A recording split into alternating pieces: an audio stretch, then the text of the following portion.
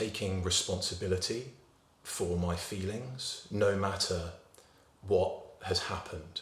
How have my actions influenced this happening? And to view it from that perspective is an incredibly empowering thing, but it's really uncomfortable to do that. I feel like young men are given so few chances, and the tolerance for failure is very low. We as observers are of the essence of the universe. So the participator is made of the same stuff of the universe, and the universe is of the same stuff as the participator. Therefore, why would we not recognize our interdependence? And anyway, John Archibald Wheeler said, the boundary of a boundary is zero. I think the approach is to really pay attention to what my partner is doing in a role, or what they're seeking to do in a role, from their grips, or from where they're looking, or from just the feeling I have about them and their rolling style. Are they an aggressive, strength kind of focused person? Are they more kind of technical? Will they be playing kind of open guard? Will they be, smash passing? And all this goes into the listening, to the focus, and applying that concept to the rest of life has been incredibly useful as well. Live life, because you could read all of the books, but the books describe you. Hello and welcome to the WS podcast. My name is Wojciech Salski. I'll be your host for today. And before we begin, may I just remind you, if you find this podcast entertaining, useful, in any way, shape or form, something to share with the world, to enjoy for yourself and with your family or your friends, then please make sure to subscribe, follow, click the like button and share it with a friend, a colleague, a family member. It helps the podcast to grow. It certainly helps me get the word out there, as they say. And since we are not running ads, that is the ad in and of itself, especially with you as a satisfied, hopefully, audience member. So Chris Barkley, whose work, The Man on the Endless Stair, I'm gonna present to you. Just wanted to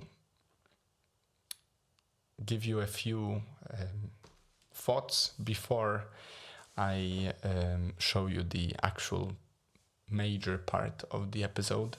So first and foremost, I would definitely recommend the book. It's a fairly recent book. Chris got it published in, I believe, August, just the start of it, and it is a wonderful adventure. I was quite astonished by the depth of Chris's exploration, sort of pulling at the different strands of both physics, quantum physics, spirituality, success, the meaning of life, values and family relationships. And as you will see in the episode in a second, we've sort of discussed some of his explorations in more depth, and it was wonderful to hear Chris's perspective on these things. So we had a little bit of a discussion.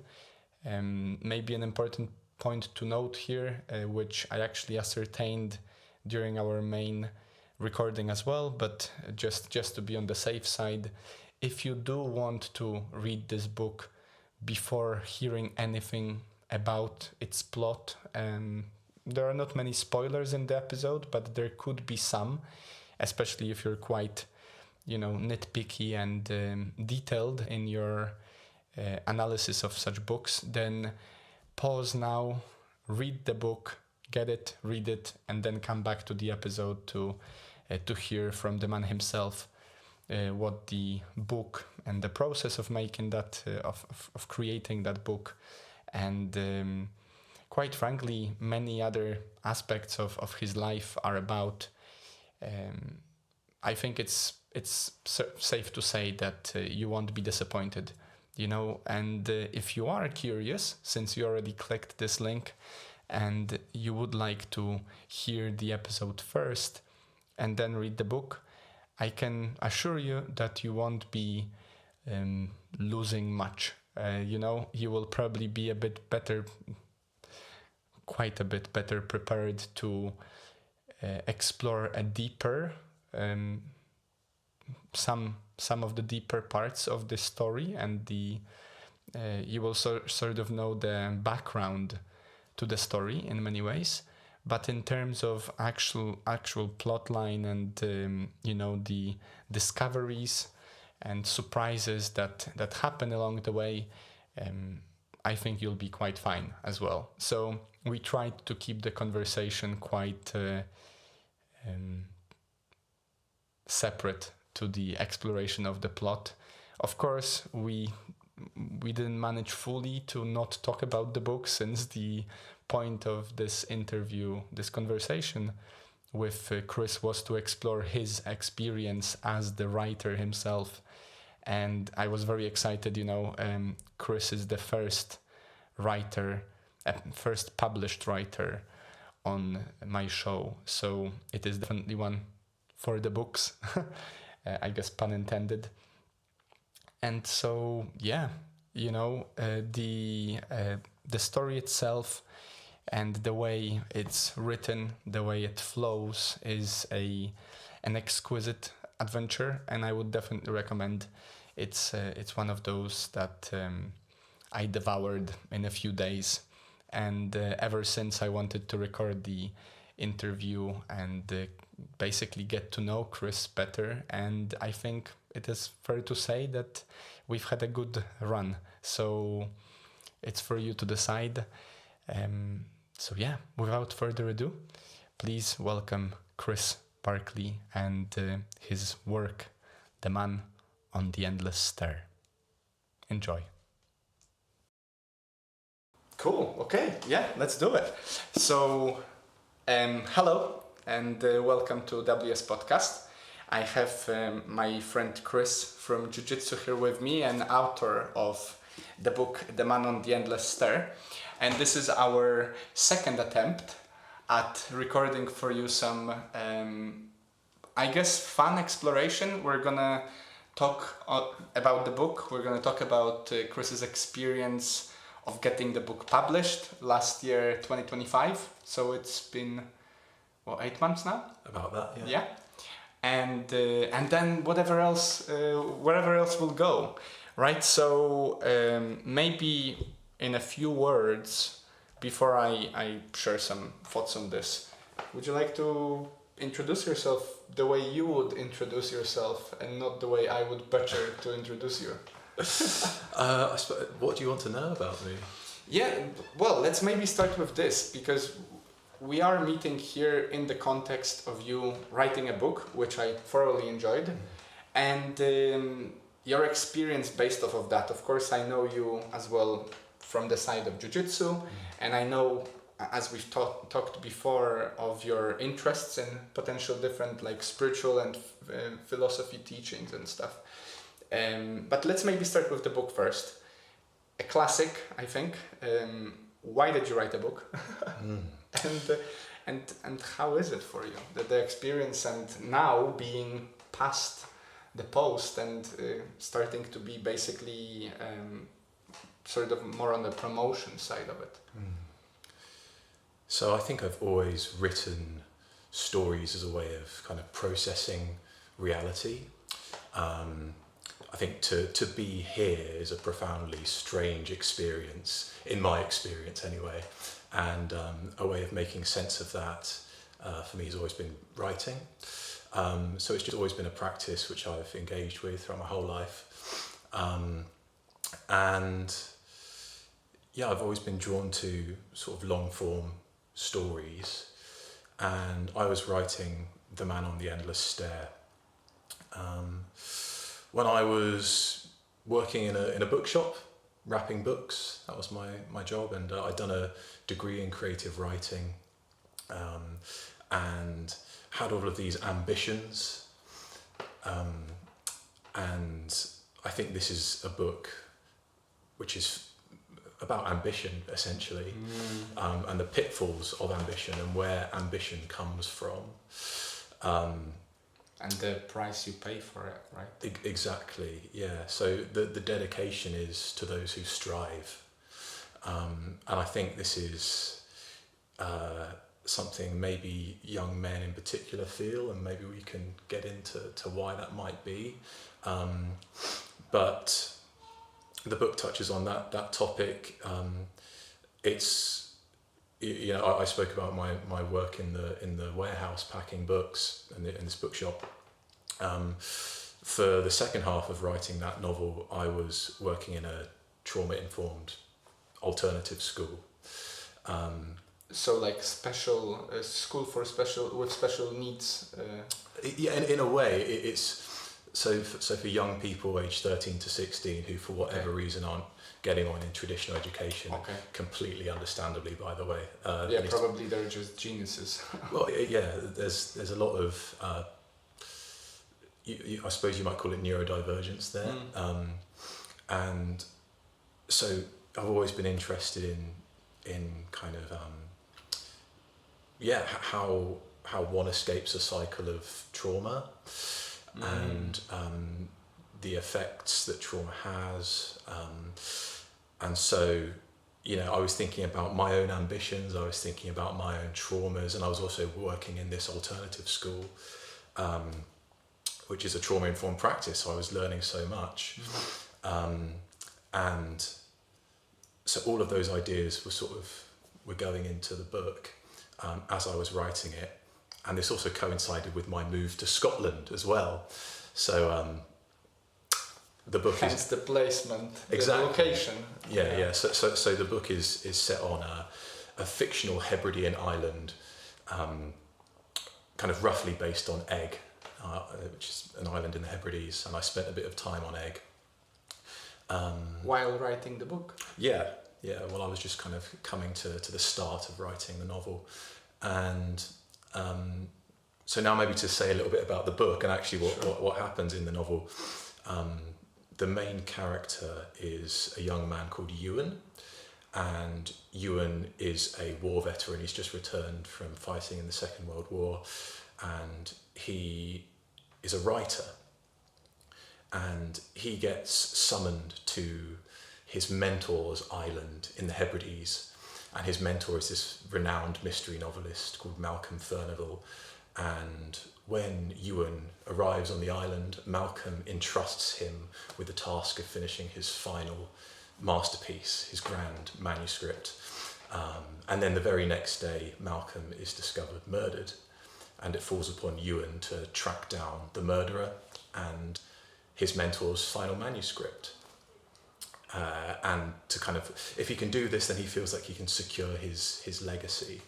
So it's about Ewan's ambition, and throughout the course of the novel, he's obviously seeking that. He's striving for that. That's the better word.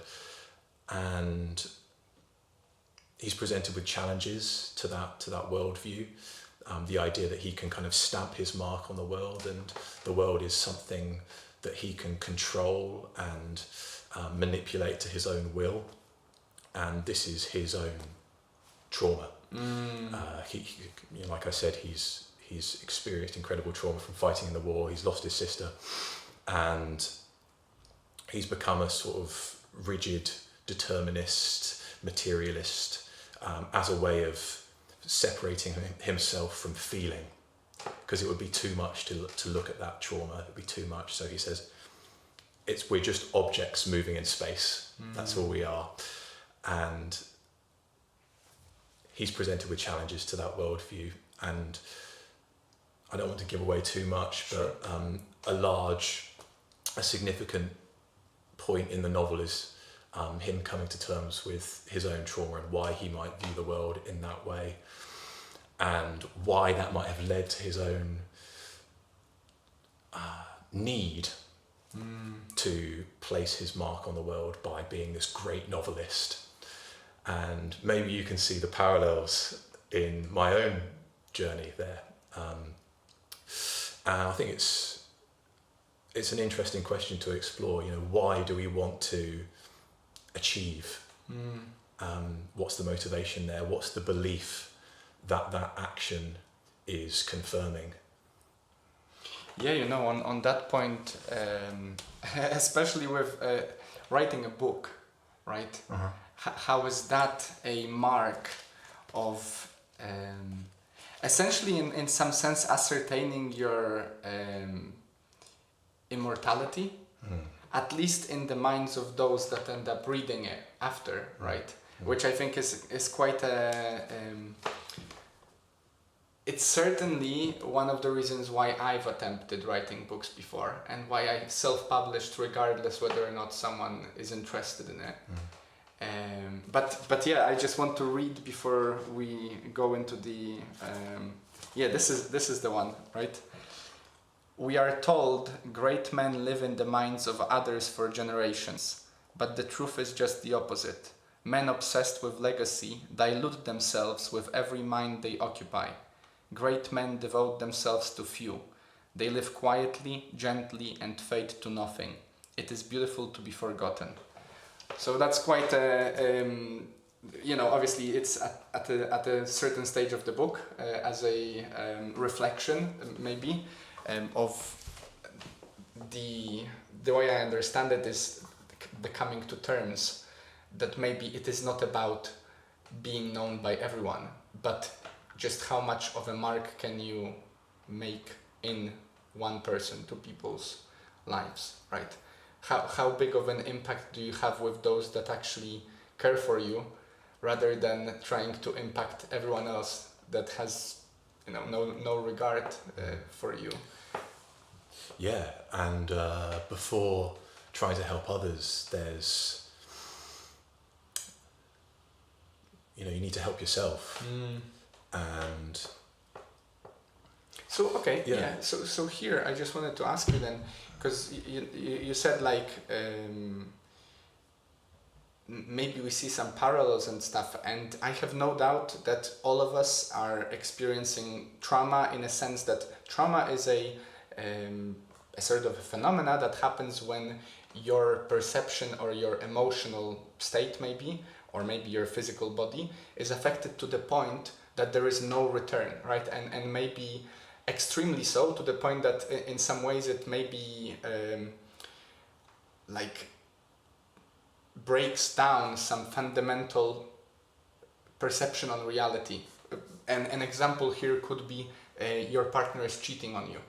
There is this sometimes, I guess, a wishful ignorance or wishful thinking that people will employ to defend themselves from changing the worldview. When, for example, let's say that my partner, I learned that my partner is cheating on me, and I've been with that partner for a few years. Now I have to put into question, if I were to look at it, straightforward, like fully strive to understand what does this mean, I would have to put into question all of those years I've spent with them, and maybe all of the things that I thought about them, which sometimes is so big a load to bear that you choose to pretend it's not happening, right? That's the so I guess the question I'm asking here for you is what is there in particular that you found this book allowed you to maybe deal with, or maybe you don't have to share it, maybe just... So yeah, I'll get to that, and I want to pick up the point that you made about kind of the partner cheating on you. This is a practice which I've been attempting, which is taking responsibility for my feelings, no matter what has happened. Instead of saying, you did this or you made me feel that way, it's incredibly empowering to say, I feel this way, and how have my actions influenced this happening? And to view it from that perspective is an incredibly empowering thing. But it's really uncomfortable to do that because it involves taking responsibility for, you know, things which, you know, the partner cheated. And that's obviously not okay. But it's incredibly empowering to say, okay, what was my role in that? And feeling those feelings. And I think that's where meditation comes in useful. Sitting down and listening without prejudice, without judgment. And often it's shame which arises. And shame is a result of trauma. And so that's been, and now to kind of bring it on to, you asked about my personal journey. I mean, that's been a big part of my own path. Discovering the practices of Buddhism and a meditation practice that I've developed of sitting and listening. And yeah, it's interesting. I don't want to go too far into it, but Sure. There's a significant part of my experience as a young person was in an environment which I felt was quite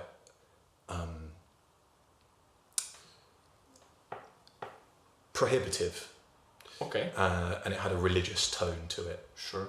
So I went away from that totally, and I became a kind of a dogged atheist, right?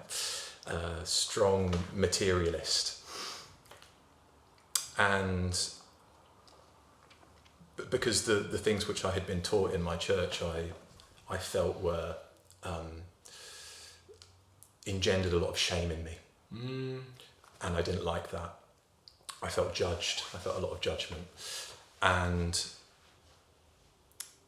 that's just my own experience, and I want to say that everyone has their own kind of relationship with divinity and religion and spirituality and all that stuff. But my early experience of it was very difficult, and so I went completely away from it, and became obsessed with science and physics and philosophy. And through that came to quantum physics, and got deep into exploring quantum physics, and some of the ideas of quantum are in The Man on the Endless Stair. And through quantum physics I encountered the notion that nothing exists in and of itself. The idea that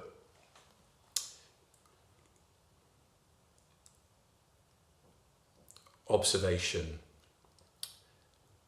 is a key component to experience.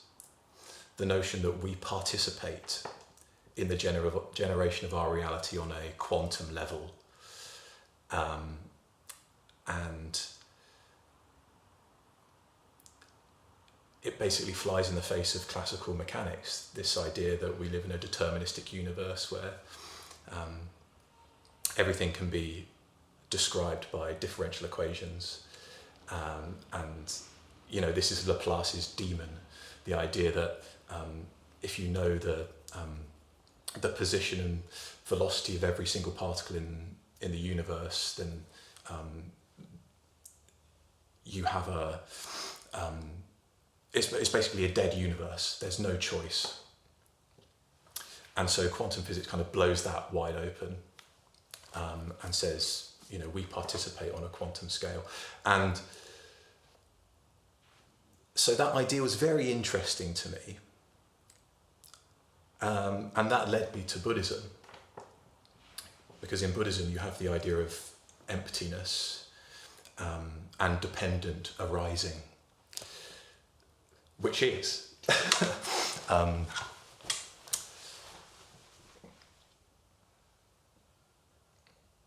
when you say emptiness, I think there's often a tendency to misinterpret what that might mean and go down the route of nihilism, say, well, nothing means anything because it's all empty. And a significant change in my philosophy was understanding that emptiness actually means interdependence. So the way to describe it is, nothing exists in and of itself. A chariot has a conceptual designation, the idea of a chariot. It has causes and conditions. Its position within time, how it came to be that way, and it has constituent parts. It has wheels, and it has the carriage, and it has the driver, and ultimately these things all exist together to generate the phenomenon of the chariot. And you can keep breaking things down in this way until we realize they're ultimately empty. And coming back to quantum theory, you can only observe an electron when it makes a quantum leap, when it interacts, when it's dependent upon measurement, subject and object. So part of my journey with that notion was letting go of my sense of separation from the world, and recognizing that the conventional experience of reality is one of separation. However, there's the ultimate realization, which is that we exist as dependent beings. And that's an important word, being. To be is very different than to exist. Does that make sense? Sure, yeah. Elaborate and then... Being, to be is to be aware. And this is a fun meditation to practice. Kind of becoming aware of awareness. And anyone can try this. It's sitting, and first of all, turning the attention to the space into which sound emerges. So if a sound emerges, kind of recognizing the sound, but then turning the attention to the space into which that sound emerges, and recognizing that space into which sound emerges. And then once that kind of becomes clear, then porting that onto one's own awareness and treating that sound as, treating your thought as that sound, and not identifying with that thought, but rather becoming aware of the space into which that thought arises. So becoming aware of that awareness, that empty space, that emptiness. And then once that arises, first of all, that's becoming aware of awareness. And then once that realization occurs, there's the recognition of, okay, well, what is observing that observer of awareness? Does that make sense? And then this is kind of an infinite regress of subject and object, recognizing that ultimately it's an ignorant perspective to exist as a separate entity. So once that kind of once that realization happens, we can move through the world with that realization. Not just applying it to thoughts, but also all phenomena. And that's the work.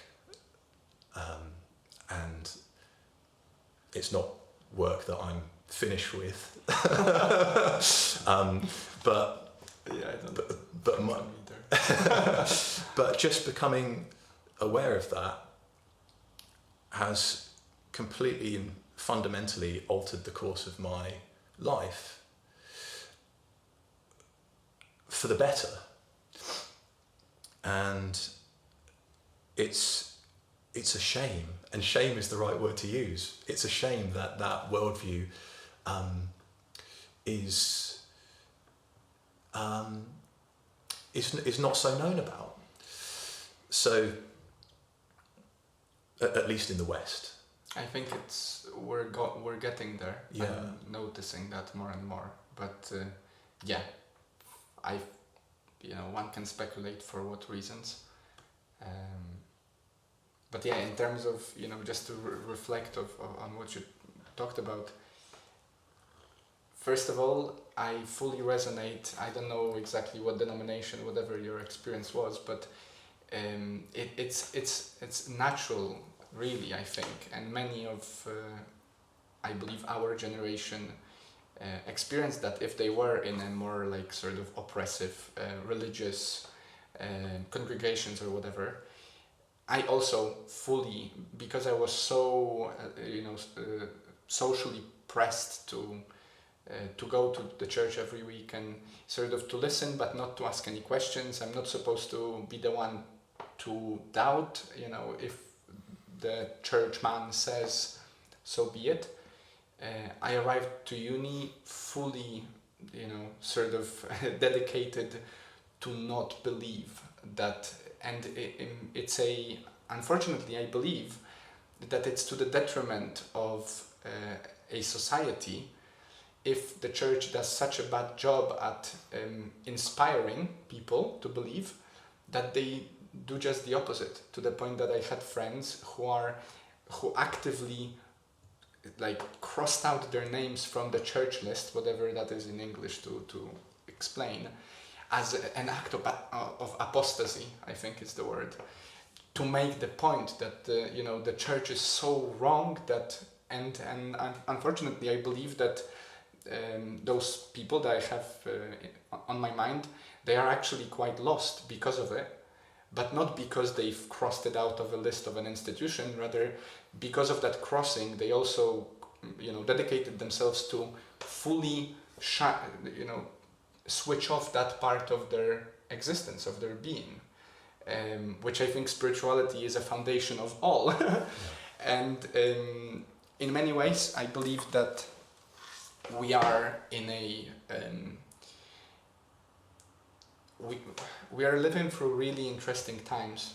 I think the most riveting ever, because on so many levels, because of maybe some information overload, but also because of kind of being living through the fourth turning, I believe. I don't know if you're familiar with the term. I've noticed more and more of people around me, and of course, as you said, the observation, the Heisenberg principle, the observation determines the outcome in a sense. I am surrounded with people who are thinking more about those things. I don't know if it's not because I am thinking about those things more, but I think there is a spirit of our time right now when this is no longer as absurd to talk about, that we are shunned not to talk about it. I still believe that many of our listeners will find it quite confounding, to understand what you actually said here. And I've made an episode about this from the perspective of what I'm being taught during my workshops that are based on the Hermetic principles, which is essentially the old way of saying quantum physics, just in a way that they didn't really measure anything at the time. They just observed their way of being.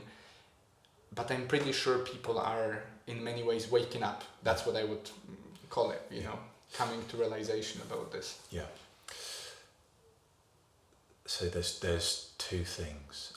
The first thing you mentioned, the trauma involved in growing up in a church where there's sort of lots of judgment and shame involved. And I want to come back to what I said at the start, which is kind of viewing everything as and taking responsibility, and finding the agency within the trauma, and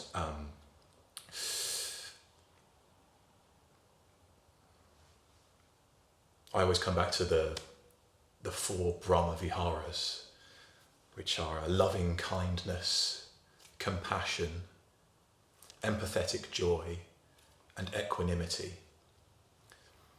And so these are the 4 immeasurables, and moving with those 4 immeasurables as the compass, the guide, is incredibly helpful in looking at the trauma. And the next thing was, people finding it maybe a bit confounding, these ideas. And so I thought maybe it might be good to bring out the airplane metaphor, which comes from Bernardo Kastrup's analytic idealism, which is a philosophy of it's essentially Yogacaran Buddhism, which is that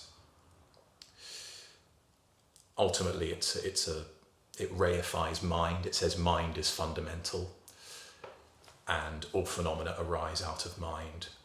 And you can argue this, by the way. There's Madhyamaka Buddhism, which is the middle path, which is saying, well, yeah, but mind is independent. It is dependent on matter, and these things exist interdependently. But anyway, that's beside the point. The metaphor of the airplane, which Bernardo Kastrup lays out really well, and if you're interested, you can check out Analytic Idealism in a Nutshell, which is his book. We'll link it as we... Yeah, please.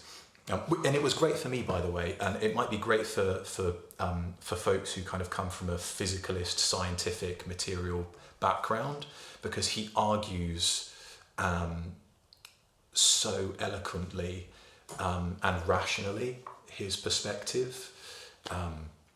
It's definitely one to check out. So the airplane analogy is, if we recognize that the pilot of an airplane navigates through the sky by using the dashboard of the airplane, the dials on the dashboard, and the pilot is very adept at this, obviously, and the pilot could shut out all of the windows, could black out all of the windows of the aircraft, and would still be able to navigate through the sky using the dashboard. So if we now look at our experience as humans, we could understand our senses, our sense organs, as the dashboard, and the sky through which we navigate as awareness. And it's not mistaking that dashboard for the sky, not mistaking our sensory inputs for awareness, for experience. Yeah, no, that's I'm pretty sure you've either mentioned it to me before, or maybe I've encountered it, and I fully resonate. The one thing that I just thought about, because we mentioned that some of our friends don't want to maybe consider, don't believe that there is anything else than the body and, a chemical reaction in the brain that causes us to think. And an exercise which is very fundamental to the practice that I'm doing on the daily basis is, we call it synchronization. And effectively what it is the same way as you mentioned about observing your thoughts or observing your sounds, around you. In the same way, some people call it body scan, not necessarily, not exactly, but similar. You focus your awareness on feeling into the body. So for example, an exercise that you could do right now as you listen to us for a second is literally how does the center of your hand feels? Like, how does it feel inside? And then you do the same for your wrist or, whatever, and you go through the whole body. Ideally, you're relaxing. Don't do it while driving or swimming. And as you relax into it, once you've gotten through it, even if you are quite minded into the idea that there is only the body and that's it, and chemical reactions, then once you've done it, ask yourself the question, well, who's the one feeling? And this is that coming back, right? It's very difficult for me to argue a point that it's my brain feeling my own brain, Maybe it is. I'm just a person, exploring these ideas, but I'm quite certain it is not. And I can feel it as I do the exercise, because you can do it with organs, you can do it with everyone, with everything in your body, really. Like, you can go really deep. And it's just I'm just showing it as an alternative to the thoughts, right? Because it's still observation of a bodily, supposedly, phenomena. But then at some point, once you do it, start considering, well, who's the one observing, right? And then the exercise goes into exploring the space around you. And then, as you grow in this practice of awareness, with a little bit of imagination and some faith, you can start to observe that the awareness that you're experiencing the world through could be as big as a house or as little as, a pin. And that's also, a potential practice for you as part of that exercise. But yeah, in terms of the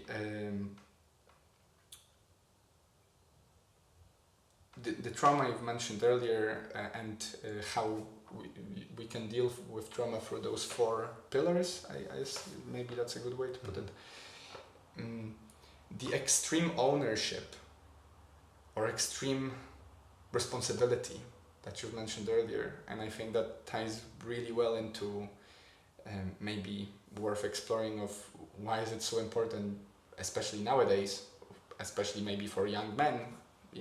Obviously the audience is mixed, so I believe it's important for everyone, but certainly it seems to me that many of my surrounding me young men are rather lost for different reasons.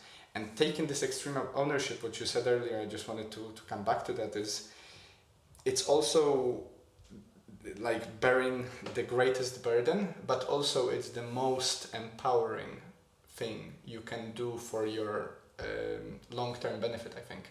Because if you are believing, if you experience the world as if everything happens to you and you have no agency whatsoever, then even if you don't know it, you're basically putting yourself in the place of a victim. You might just be stumbling through the pits and every now and then you fall, but sometimes you're really lucky not to. Whereas if you take full ownership of it, of course you will still fall every now and then, everyone does, but at least you're more empowered to take proactive action.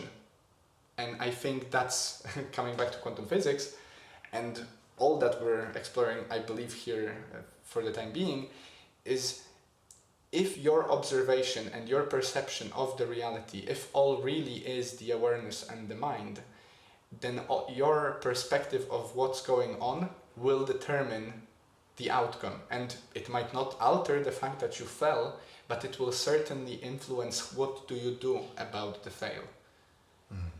And I think that's for me, a few years ago, I sort of felt through different, for me it was David Hawkins' Letting Go book that really sold me on the idea, and I started really reviewing what is going on with my life, and I realized that I've been running on autopilot, coming back to this plane. I'm pretty sure I was literally the button, Yeah. at times. And I've had great time at uni, but looking back, I'm like, oh my God, that guy was quite a pitiful, in quite a pitiful state, let's say. And as I started recognizing that, while you go through all that shame, guilt, whatever, as you rise, you get to the level of maybe courage and proactive change. And I've never looked back. Like, I don't know if there is anything more empowering that realize that you can literally create your reality. It's just, Yeah. There's so much there. Just to pick up on that last thing, I feel like instead of focusing on creating reality, it's participating in reality, and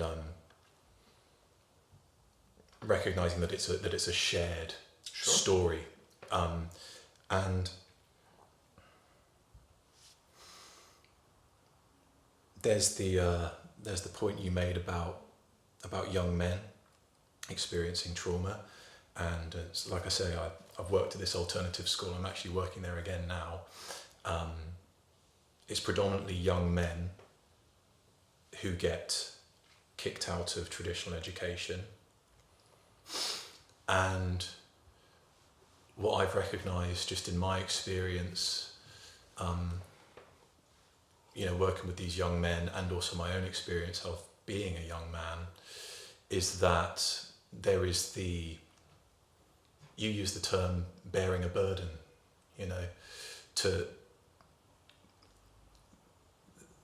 I feel like young men are given so few chances, and the tolerance for failure is very low. And on that point though, what kind of failure? Because I believe that in terms of the education system, the way that it's structured, it's disfavoring young men because of the way, because of the things they're interested in.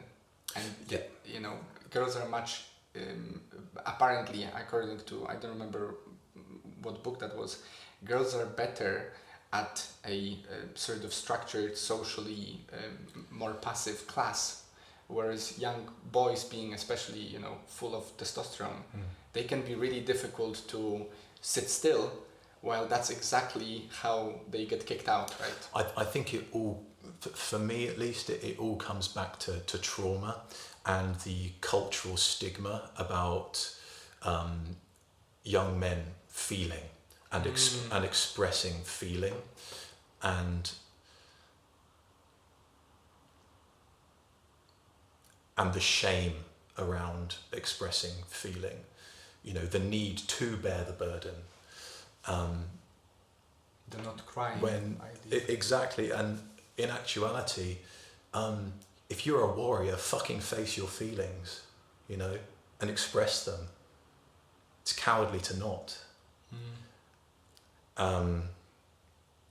But having said that, it's completely understandable, and it's always best to extend compassion to those who are not ready to go there, because hell, I've seen some young people who've experienced the most horrendous trauma, and it's completely understandable why one would not want to face that, to go there.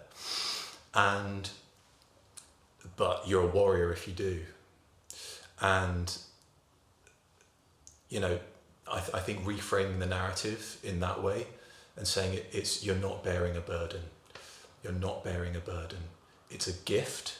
Once we can feel that, there's lessons to be learned in embracing that, in looking at the shame, in looking at the trauma. There's incredible wisdom there. Jung talks about embracing the shadow, the things which we repress, and once a thing is repressed, it sort of festers and has unconscious manifestations in reality. And like we've spoken about, our beliefs become reality through our actions and through the actions of others. And so if there's unintegrated trauma, some shadow there, then it will manifest outwardly. And so recognizing one's shadow and embracing it and not judging it, saying, I allow this, and then learning the lesson, which the release of that shame always presents, is incredibly valuable. And it's it's sort of a divine task, and accepting that and acknowledging that, I think, is really useful. And again, on coming back to Buddhism, I feel like we look at the source of suffering in Buddhism, and it's attachment, aversion, and ignorance. Attachment being clinging, grasping, I need this. If I don't get that, suffering. There's aversion, anger, I don't want that, and get away, prejudice, and then ignorance, which in Buddhist terms is not recognizing the fundamental interdependence of phenomena, the idea that we're sharing a story. And these are all trauma responses. I feel like, we experience a trauma, and let's just speak about addiction. We become, a trauma response is addiction. This is well documented in the literature. Gabor Mate speaks about this a lot. And that's an attachment. And the other side of it, which is aversion, right? I don't want to feel like this, I want to feel like that. Yeah. And you're just swinging the pendulum. Exactly. Non-stop. Swinging back and forth, and it's just my own experience that recognizing the source of the attachments and the aversion, and looking at that ignorance is incredibly helpful and allows one to better participate in the generation of their own experience. Recognizing that the world is coming from rather than happening to. Yeah. I love that quote you just said. That was awesome. And yeah, I'll agree with the sort of participatory collaboration, and I just envisioned a path that you're walking through the woods, and while you're the one choosing where to go, the woods is being generated almost like in a game around you, from all that there is, right? So I guess in Hermetic principles it would be the mind, the spirit, maybe some people might say. I just wanted to mention, you said about the I think I lost it. I can speak to that, because you said recognizing the mind, which could also be understood as awareness, out of which all phenomena arise. Speaking earlier about the mistaken view of subject-object separation. In order for something to be an object, it needs to have a subject. Sure. These things exist interdependently.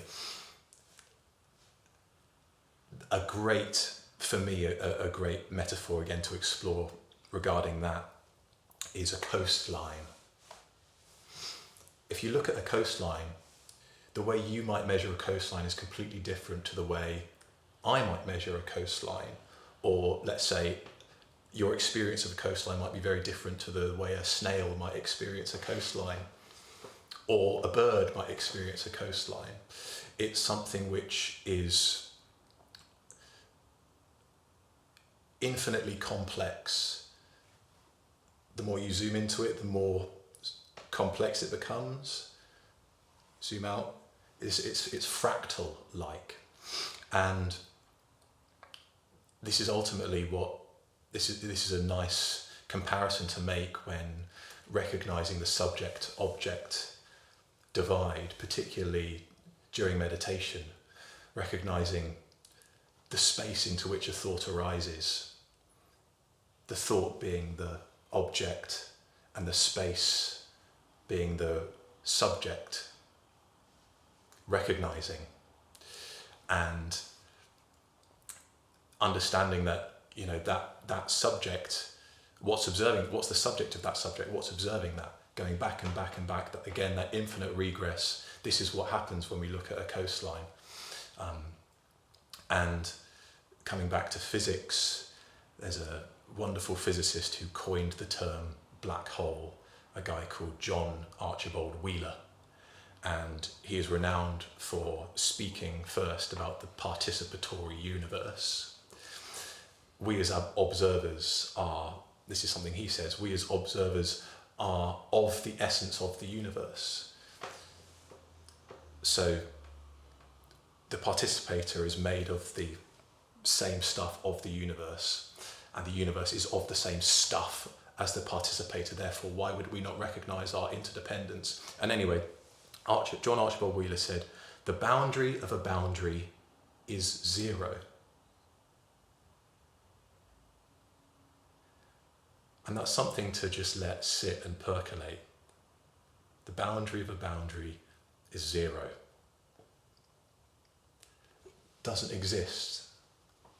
It's non-being. However, we are aware of it. And it's holding this paradox in the mind and understanding that it's not a paradox.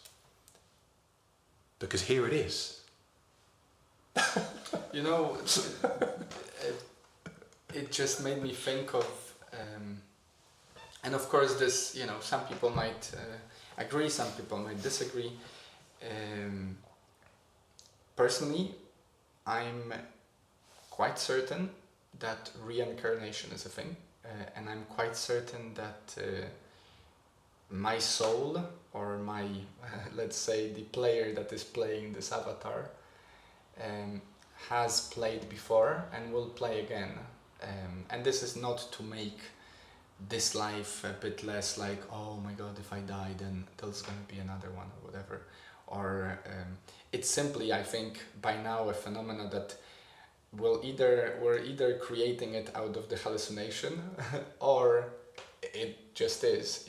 There are works done on working with people that can not only remember their past lives, but there is a beautiful book by Michael Newton that delves into regression into inter-lives, the stage at which the soul leaves this plane, goes to, I like to imagine it as a doctor's kind of waiting room, reconvenes with their soulmate group. It's like, it's outlined, the whole book, I'll mention it as well.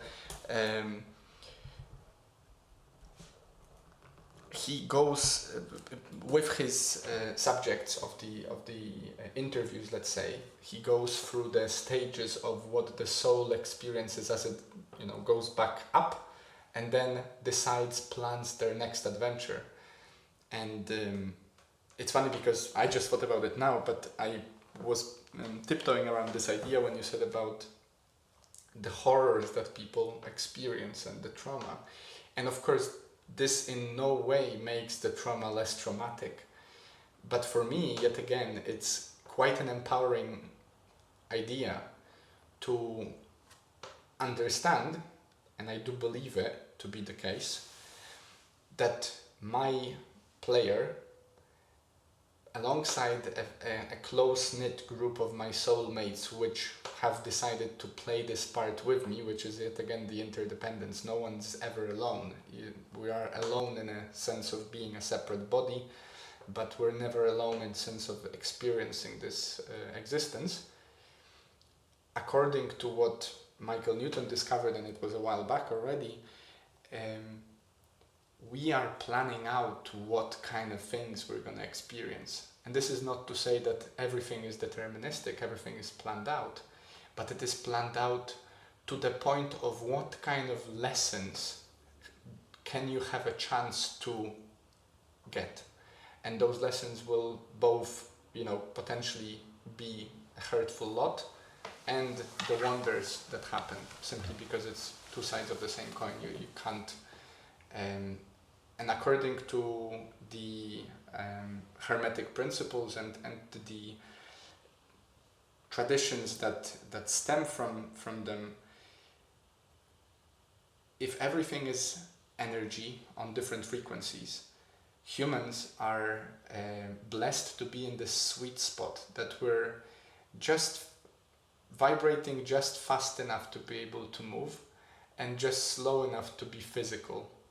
And therefore we have the broadest bandwidth of experiencing, which is why the souls, according to also what Michael Newton conveys in his book, the souls decide to incarnate on earth to experience those things. So, yet again, I'm not diminishing the horrors of the trauma that people experience. And I'm not saying that it's going to help them that much to realize that that is the case, but I do believe that it's a part and parcel of their experience here, because their soul decided, or their player, whatever you want to call it, that there is something to be had from this. And, take it as you will. Maybe it's empowering, maybe it's kooky. For me, I find it to be, yet again, another, while I'm taking extreme ownership, I'm taking even extremer ownership, knowing that I was the one that planned it out.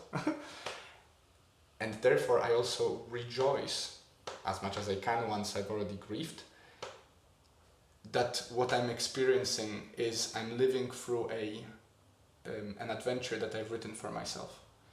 And sometimes I get hints of like, you're going the right direction, or sometimes I get hints like, stop.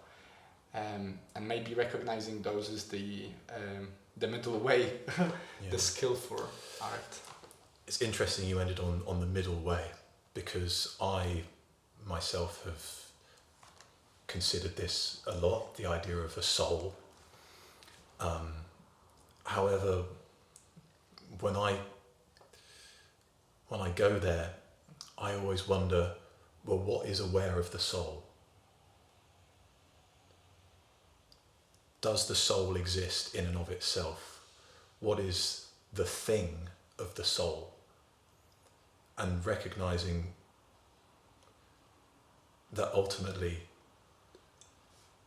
a soul would exist interdependently and therefore would not exist in and of itself and is also empty. How about the soul being a part of a different whole? That's at least how I perceive it for the... So it's funny, now we get into the infinite regress, right? Because it's the soul being part of a larger soul. Well, then what's aware of the larger soul? Yeah. I mean, the levels. So at least according to the Hermetic perspective of reality, there are 3 major layers of reality and 7 sub-layers for each level, let's say. So the ground level is the matter, and there's 7 levels of matter. The middle level is the mind, and there are 7 levels of the mind, and humans are in that group, among with like some animals and also demigods and stuff like that. It's also it's really weirdly resonant of the Tibetan perspective of the bardos, which like there's also 7, and it's also sort of divided, and then there are 7 levels of the spirit, which is the all. I understand it as the mind above the mind, because if you think about it, the spirit is if you think about energy in motion, let's say a spinning wheel, there comes a point when the wheel is spinning so fast that it seems like it's still. And that's the spirit. That's why we cannot see radio waves, because it's just so fast that it's no longer a physical phenomena in a sense that we can perceive it with our eyesight. So I don't know necessarily how many regressions can you do before you arrive to the all, which is above everything else.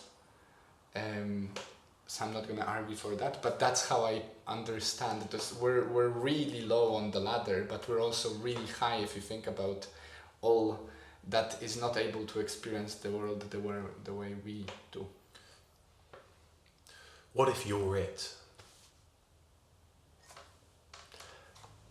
That infinite awareness, what if you're it? Oh, I'm pretty sure. Yeah. No. I resonate with that. So a nice way that I envision it is that imagine if you were just a dream of someone dreaming, and each of our existence, each of our adventure is just another dream. Is just a perspective that, like, literally like mushrooms. If you think about it. Imagine just what I guess this is the point where people are talking about holographic reality or virtual reality. It's like I have no way of proving that when I'm in my dreams I'm not actually in the real, right? Mm-hmm. According to what I was taught by my mentor, let's say, during dreams essentially our soul has the time to enjoy other adventures in different realms because the body is asleep. The body is just, finally relaxing. Whether that's true or not, I don't know. Well, I think something which we're both getting at is that it would appear there is far more to, you can call it reality, than... meets the mind. Yeah, than a materialist, physicalist for sure standpoint. And ultimately, experience precedes the description of that experience. And another way of saying that in a writerly way is that first person narrative precedes third person retrospective. We have the experience before we describe it with equations. And there are quantum interpretations which are looking at the nature of experience. I think that's really important and really fundamental, and it must be said that a very significant part of experience is emotion and the acquisition of wisdom through the experience of emotion. And that requires a metacognition, which I at the moment suppose that only humans might have. That ability to tell stories, to share narratives, to, from a third person perspective, metacognize, to look at the patterns of reality and to create some sort of meaning from them. So I always come back to that notion of meaning making. And you asked at the start, why do I write stories? Why did I write this story? I think it's about making meaning. Man's search for meaning. I'm not quite sure that we're the only ones in our reality. Who knows? I'm pretty sure within our lifetime, and I'm gonna eat my shoe if I need to in 40 years' time, I'm pretty sure within our lifetime it's gonna be announced that we're not. And it's not gonna be like, oh, there are mushrooms that we've not known about. I'm pretty sure we're gonna encounter beings that are there and always were there. We were just not ready for observing them, or maybe they were not ready to show themselves to us, either of the two. But I'm sort of hijacking the conversation there. But no, I think you're right to bring up the notion of the other, and what I would say to that is, why look out there to experience the other? Speaking about emotions and that which lies within the unconscious, I think developing a relationship with ourselves brings forth experiences of otherness, which can be incredibly enlightening and meaningful. And yeah, there is this, there might be aliens, there might be, and I think well, you can go there, but I think to know oneself is maybe the first order of business. Yeah, and on that point, I would definitely resonate with just like a day to day. You mentioned very early on that you cannot really help others before you help yourself. You cannot. Jordan Peterson said it a couple of times that you should not go out and try to change the world until you clean up your room. Like it's just unfortunately for our egos, it's easier to go there because also it's putting the blame on the other, right? Like I'm gonna go and picket outside the governmental building because they're the bad guys, and for that I'm signaling virtue, I'm feeling better about myself, even though I might not do anything about it. At least I used that energy that energy and emotion to supposedly move the world in the direction I believe to be right, and then I go back to my room, which is completely messy. I've not taken out the trash. I'm having a really bad relationship, but because of that expense that I've done out there, and because of the social recognition, which fortunately, the interconnectedness of media allows us to benefit from or fall down the pit of, you can almost like an addiction-based activity, you can stay ignorant, right? You're certain that you're doing the right thing while completely absolving yourself from the responsibility of doing the right thing for yourself. I think that's a good lesson in particular, and maybe a segue, unless you want to go anywhere else, to why I believe jiu-jitsu to be beneficial. Yeah, let's go there, yeah. What, you train jiu-jitsu, now you're a purple belt? Yep. Yeah? Do you have any stripes? 3. Okay, yeah, so you're well on your way to the brown belt now. For those of you who don't know, that's essentially, let's say, just over halfway up the journey, if you consider the black belt to be the pinnacle. Of course, there are different levels. It goes white, blue, purple, brown, black, and you get 4 stripes on each belt before you move up each time. So so you're well past the halfway mark. And why? What's up? Why do you do jiu-jitsu? Yeah. Let's talk about it. That's a great question, and the reason for doing jiu-jitsu is ever changing, and I think I started doing jiu-jitsu because I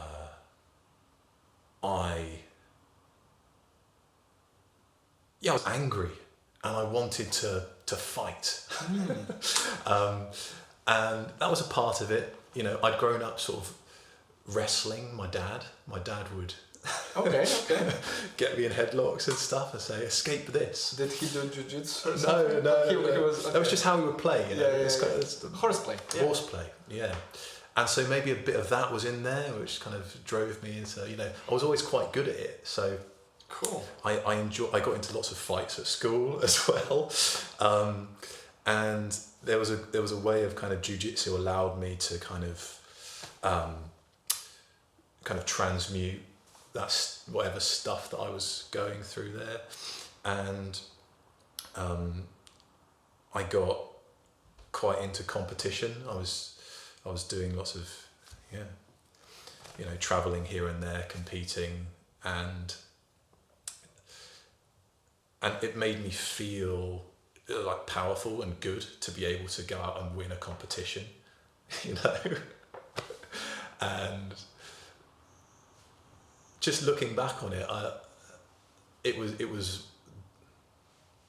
a useful experience to go through, but now that's not the reason I do jiu-jitsu. But it was when I was younger. I've been doing it for about 8 years now, And yeah, the reason has changed. While I think I started from a place of wanting to kind of prove something to myself and process and channel my anger, which I spoken about young men and how they deal with difficult circumstances. Join jiu-jitsu. But over the years, yeah, I think that's changed and developed. And what I have learnt from jiu-jitsu is how to listen. When I first started as a white belt, I learned 3 moves, triangle, scissor sweep, maybe like a De La Riva sweep, something like that. It was triangle from close guard, right? That was sure. And I would force a triangle from close guard onto everyone I could because I was quite strong, and I did that in competitions as well. I would this is my game plan. I'm going to stick to my game plan. I'm going to force them into a triangle. I did well. Right? But then, over the years, what one realizes is that's forcing it. And you can force it to a certain extent, and then you start getting injured, you start injuring others, and you don't learn anything. So,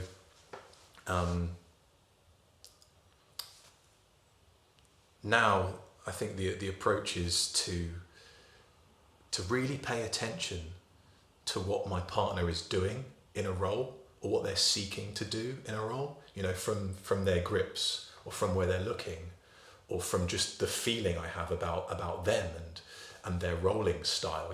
Are they an aggressive, strength kind of focused person? Are they more kind of technical? Will they be playing kind of open guard? Will they be, smash passing? And all this goes into the listening, to the focus, and applying that concept to the rest of life has been incredibly useful as well. Going into a role or any situation and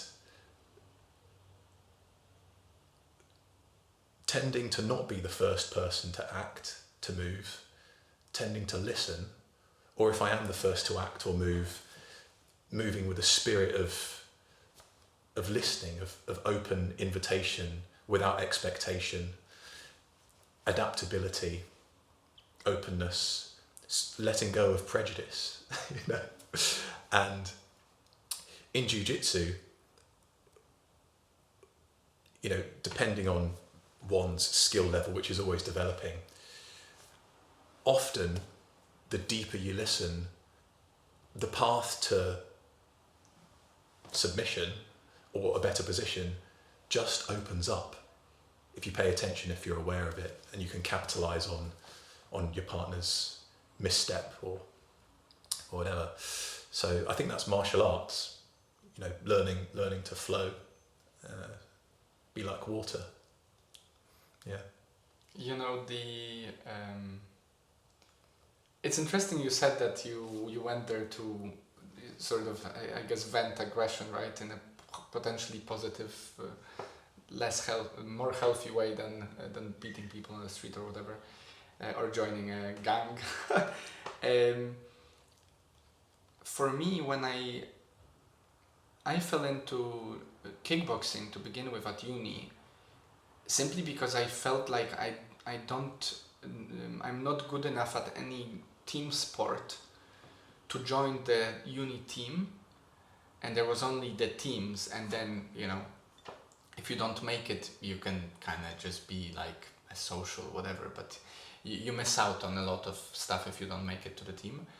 And just randomly enough, I've never fought before, not in a sense that I had a fight. I was beaten before, but it wasn't like I picked up the fight or either I wanted to participate. And yeah, for quite some time in kickboxing in particular, it was just at the beginning it was a way just to train, then it was a way to also be better, like to feel that I'm better, you know, competition, and also just the feeling you get from it basically builds up your confidence, right? In whatever shape or form. Of course, you can make it unhealthily, and I did encounter people that because of their potentially trauma, as we talk about it, they just channeled this kickboxing that we would do to simply just beat people up, and then it would even extend to outside class, for which they were expelled. But you know, that's just not dealing. It's not the point. You're not joining the club to beat people up. Unfortunately, some people do. But then I joined jiu-jitsu in Edinburgh at Si's place, simply because I realized that, you know, kickboxing is fun and all that, but I just get punched in the head all the time. It's probably not the healthiest, and I don't really know what's gonna happen if I fall down, right? And then jiu-jitsu comes into play, which is like, of course, one could argue whether or not it's a like I've had a big discussion with a let's say a godfather of my wife about the fact that martial arts doesn't work.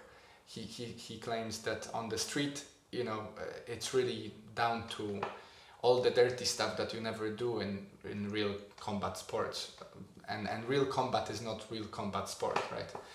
And what he trains, it's very much so like how to kill you as soon as possible with whatever form. It doesn't matter, like there is no rules, right? I can poke your eye, I can break whatever, I'm gonna basically get rid of you. And there is something to be said for that, but nevertheless, the confidence that I've built up in myself as part of the striving to be better at kickboxing, and then translating it into jiu-jitsu, what I found in jiu-jitsu that is the unusual thing, and I'm not so sure that you can do the same kind of flow, healthy, relaxed flow in kickboxing. Prove me wrong, I'm not sure. I didn't achieve that in kickboxing. Is there comes a point, you never know when, for me it was just after, you know, maybe a few months ago, when I stopped being as tense and started to actually relax.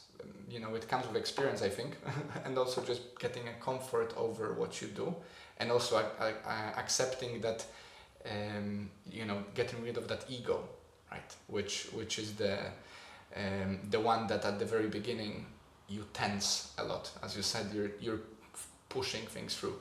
And this is not to say that because of being so loose, I'm suddenly so incredible. I don't think there is an incremental improvement, but I don't think it's like that.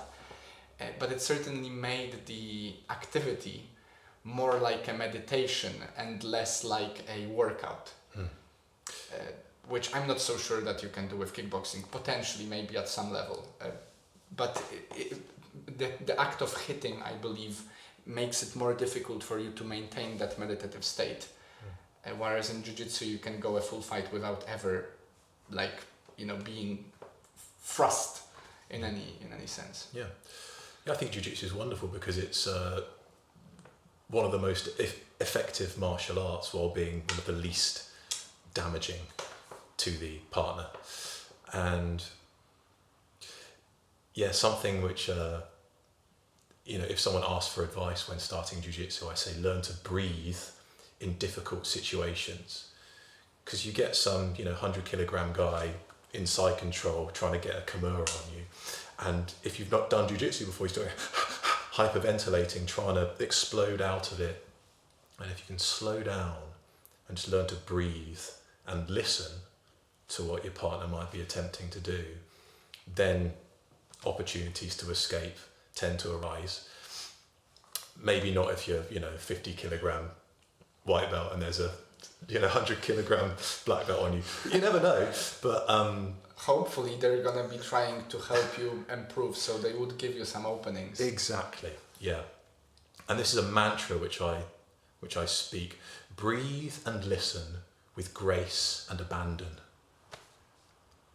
Breathe and listen with grace and abandon. Grace is a wonderful word, because to be graceful is to take responsibility for oneself, for one's actions, and to allow and abandon is sort of a, you know, to act with abandon, I think, is a really beautiful thing to master, because it's movement without attachment. It's fully experiencing, right? It's embracing, the way I understand it's embracing the experience. Yeah, living in the present moment without any reaching, without any grasping. But then, you know, I think the danger is to take abandon as, just doing whatever you want, and maybe not doing the inner work of recognizing the beliefs which lead to the actions. But yeah, breathe and listen with grace and abandon. That's beautiful. The one thing that I also just thought about is I've heard somewhere that especially for, obviously it's for men and women, but it tends to be quite a man-focused sport. And I experience this every time I go to the class and I'm learning a move I've not learned before. There is something to be said which goes unnoticed for many people that have not tried, just how much processing power and cognitive workout it is to learn movements of your body that you've never done before, right? Something that by now, because you've trained for a while, is just like a classic move. It's boring. You know, I got my wife a gift for Christmas. We made a deal that she's gonna be learning how to do jiu-jitsu and I'm gonna learn how to horse ride, right? I think I got the short straw on that one. It's interesting how through showing her to classes and showing her the basic moves, I realized just how much of the movements that, you know, I just take for granted on the daily, I've already internalized to the point that I'm just like, well, just do this. And then she's like, what do you mean just do this?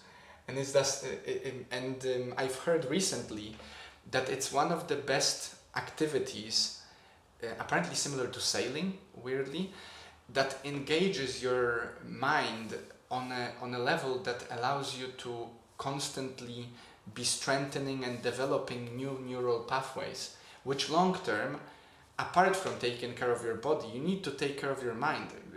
You know, I'm just talking about health, longevity here. So even if you don't want to fight, which I don't really want to, and I don't think, you know, I think there are people in jiu-jitsu in our class that are not aggressive people. I think we're missing in our day and age the daily activity of challenging your mind, your body, and your spirit, I would argue. And I would put jiu-jitsu in that challenging your mind and body. Maybe the spirit, if you believe there to be a spirit, maybe not, but mind and body in particular. For me, reading is what I do to challenge my mind, and potentially writing. And jiu-jitsu certainly is up that category that sometimes it's just so complex that I'm like, I don't know what's going on. You know, they show the knee bar from the back, whatever. I'm like, I don't know what happened here. You just have a cognitive fart. Yeah. You mentioned teaching, you know, showing a move, yeah. Yeah, and that's really interesting. How does, because you've been doing jiu-jitsu for a while, you do things instinctually, right? And how do you convey that to someone who's never done it before? And that links back, I think, to what we were speaking about with how do you convey something which is first-person experience to someone who's not experienced that before. You use language, and I think that's you get some absolutely phenomenal jiu-jitsu players who are not great teachers because they don't quite have the language to move that first-person experience into the third person, to express it and to share it, and that's a real skill. And likewise, you get some fantastic teachers who are not great competitors, and I think it's because, you know, they're a fantastic way of conveying concepts through language. But That's really interesting, because I did hear and I resonate with an idea that unless you can explain something plainly in layman's terms, you've not fully internalized it. But in terms of physical activities such as jiu-jitsu, I don't think that fully is true. As you said, you can be really good at something and not be able to convey it. Whereas, as we're talking about these different concepts earlier, I do believe that it is one of the best meter of just how well you've understood it. If you can explain it to someone who does not understand it in as simple form as possible. Yeah, bang on. Okay, so let's finish on a note in regards to the book again. Okay, because I've not talked with you yet, and I as we did last time, I'm gonna prepare a little intro about the book the way I do about books anyway. So having you here, I'd rather focus on you than this book. But as I mentioned at the very beginning, you've gotten the book published in August, and since then you've had an adventure, and you're still having them, I believe, in the realm of being a published author, right? And you went to India recently on a book tour. You've done some book like presentations in Edinburgh, and I'm pretty sure all across the UK. So how is that for you, and how do you, just from the perspective of that experience, are there any things that surprised you about this? Are there any things that you're like, I knew that's going to be that way? And how much did you participate in making it so as well? Yeah, I mean, it's definitely a journey. There's been lots of lessons. I went to India because the book was published out there with Penguin. It's got a different title in India. It's called The Lost Author. Oh, cool. Which I think it holds the same ideas. And can you briefly elaborate, like what makes a book be called different on a different market? Yeah, so it would depend situation to situation, but it was felt by agent and publisher in India that The Man on the Endless Stair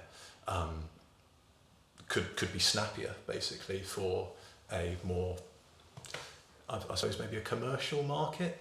Okay. It's all about markets. In the same way, you have categories in bookshops. The crime thriller section, the fantasy section, the fiction section. Ultimately, these are all just conceptual designations. Sure. And one could argue that many of them you could literally move around. Exactly, yeah. So it's all to do with marketing, and as a debut novelist, if the publisher is saying, it might be an idea, then sure. I'm a debut novelist. But having said that, I think, like I said, The Lost Author embodies the same idea as The Man on the Endless Stair, I feel, and I'm happy with it. So I went out there for New Delhi World Book Fair, and I also went to Jaipur Literature Festival. I had some events there in which I participated, and I went to Mumbai and Bangalore, and at the end I went to Patna and Bodh Gaya, and that was not to do with book stuff. That was more of a personal way to end the story, but it was wonderful. I think I'm still processing the whole experience, but it was definitely transformative going to India and just seeing a completely different way of living and a completely different spiritual tradition to the one in which I'd been raised, and just being confronted with a very different culture, making friends, that's one thing. I stayed in Kanpur, which is in South Delhi, and it's a place which it's got a lot of poverty there. However, the family I was staying in were the most gracious, kind, interesting people, and it was just a really it was just a really wonderful thing to experience. Making friends with folks who live a completely different life and are going through so much, but who are displaying loving kindness, compassion, empathetic joy, equanimity. Seeing that in a really difficult situation was great. And yeah, I learned a lot and came back after being there for a month. And yeah, I think my next event is in Paisley with Graham McRae Burnett, and he's going to speak about his book Ben Becula, which is another dark Hebridean tale and very psychological as well. Would you recommend it? I would, certainly, yeah. Ben Becula, which is the name of an island in the Hebrides. Okay, and by the way, have you read Shantaram? No, it's on my bookshelf. Yeah, Gregory. you have to read it. Okay, so I'm not gonna go there. How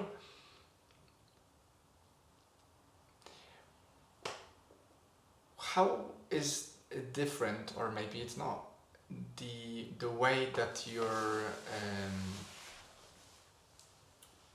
presented and presenting to an audience during those book festivals? Because you've done Edinburgh, you've been somewhere else in the UK as well, right? Yeah, I went down south to Oxford and that. So how would you compare that to India? Did you follow a similar, not a script, but a similar plan of like what you're gonna share, or did you also decide to share different things at different places accordingly? Yeah, that's interesting. It's a process of learning, and kind of like maybe a stand-up comedian, you have your set. There are some topics which I'm comfortable speaking about and some stories to which I often return. But then again, you have to listen to the audience, to the people on stage with whom you're participating, and determine which of the stories is kind of best suited to that environment. So it's a real skill to develop, actually, and I think it's something which doesn't often get mentioned to young people who are aspiring to become published novelists, in that it's a large part of the role is speaking about the work. And in many ways these are very different occupations. One is sitting at a desk in solitude, or at least the work is something that you do by yourself, and then there's the flip side of that, which is going out into the public sphere and public speaking. And I think often folks might want to be writers because they feel much more comfortable speaking to themselves, and making that transition from inward to outward is an interesting one. And for me, my way of getting through that is letting go and being comfortable in silence. That's a real skill. And I think as writers, understanding the power that a word has, and that a word is dependent upon silence, and the word has more impact and more meaning when the silence around it is more noticeable. Folks lean in, allowing that space of silence not feeling the need to fill it with empty words. And so actually I think it's a wonderful practice as a writer to do public speaking, because it acquaints one with the power of language, the power of a word, and how to best express those words by being comfortable with the silence. It can also then play a part as a boot camp before you get published, so you're not struck with this, right? Yeah. I can imagine it can be a big challenge, especially as you said, like it's quite an introvert activity. Yeah, for sure. And writers are usually eccentric people, and expressing that eccentricity in public is scary. You know, it's really scary. And yeah, it's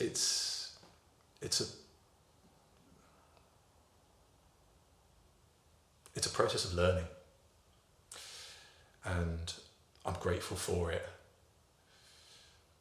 Maybe on writing courses, a little sort of preparatory tip saying, hey, you know, you might want to brush up on your public speaking. Yeah, right. It's not like they start with that. Yeah.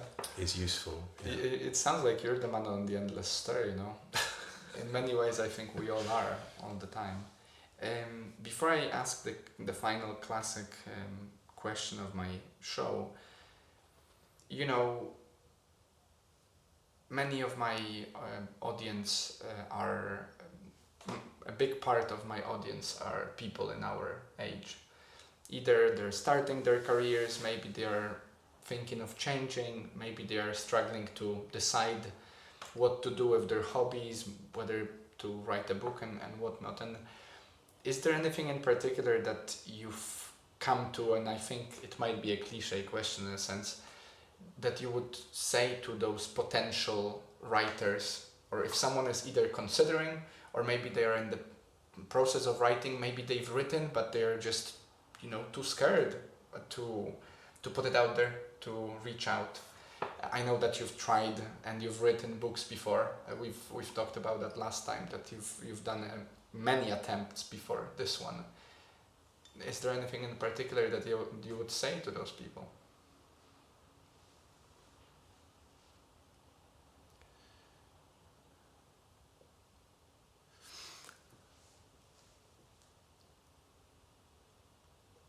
Live life, because you could read all of the books, but the books describe you.